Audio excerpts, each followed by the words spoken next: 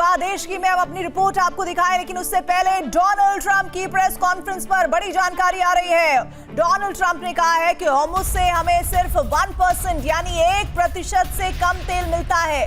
Japan चीन को 90% से ज्यादा तेल मिलता है। चाहते हैं कि संकट में आए और मदद करें। ट्रंप ने कहा है होर्मुज खुलवाने में हमारी मदद की जाए। होर्मुज खुलवाने में डोनाल्ड ट्रंप ने कहा है कि देश हमारी मदद करे, लेकिन इस बीच और भी उन्होंने कई बड़ी बातें इस प्रेस कॉन्फ्रेंस में कही है। उन्होंने शुरुआत जिस तरह से मैंने आपको बताया कि वो कर रहे हैं, उन्होंने कहा कि हम अपने तेल का 1% से कम हिस्सा ही स्ट्रेट ऑफ होर्मुज से लेते हैं, लेकिन कुछ देशों की निर्भरता इस पर बहुत ज्यादा है, जिसका उन्होंने जिक्र किया जापान का, चीन का। उन्होंने कहा कि जापान लगभग 95% और चीन 90%। वो ये बताना चाहते हैं कि इस युद्ध में इजराइल और अमेरिका ईरान पर 21 पड़ रहे हैं। लेकिन आइए लौटते हैं अपने शो पर। परवाह देश की में हम बात करने जा रहे हैं ईरान के समुद्री मायाजाल की, जिसका जिक्र डोनाल्ड ट्रंप ने भी किया है, जिसने ट्रंप की चिंताएं बढ़ा दी हैं। 28 फरवरी को जब अमेरिका ने ईरान पर हमला किया तो उसे लग रहा था कि महज चंद दिनों में वो ईरान को घुटनों पर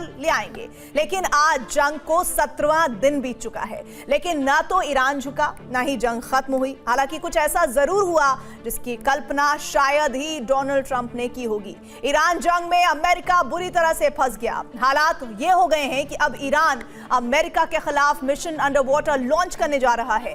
एक ऐसा मिशन जिसके लॉन्च होते ही अमेरिका न सिर्फ खाड़ी में गिर जाएगा, बल्कि उस पर बारूदी महाप्रलय टूट पड़ेगी। अब सवाल उठ रहा है कि ईरान के under water missile network America के लिए कितना घातक साबित हो सकता है। अब इसे भी समझ लीजिए। ईरान ने जिस तरह से समंदर के अंदर अपने मिसाइलों को एक्टिवेट करना शुरू किया है, उससे अमेरिका के वॉरशिप जो हैं वो ईरान के टारगेट पर आ गए हैं।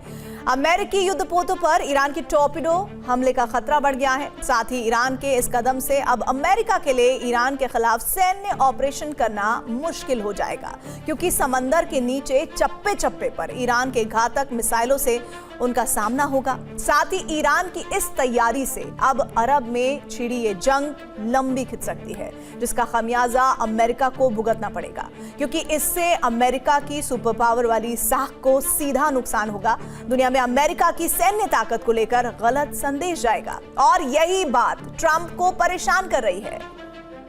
दरअसल होर्मुज में ईरान ने 6000 माइंस गहराई में बिछाए हैं और एक माइंस निकालने में करीब 1 हफ्ते या 7 दिनों का वक्त लग सकता है। ऐसे में 6000 माइंस निकालने में 100 साल से ज्यादा का वक्त लगेगा। ट्रंप ने नाटो, ब्रिटेन, जापान, ऑस्ट्रेलिया और चीन से मदद मांगी। सभी देशों को होर्मुज में वॉरशिप भेजने को कहा है। साथ ही वॉरशिप नहीं भेजने पर गंभीर परिणाम भुगतने की धमकी भी दी। फ्रांस ने साफ कहा कि वो युद्धपोत नहीं भेजेंगे।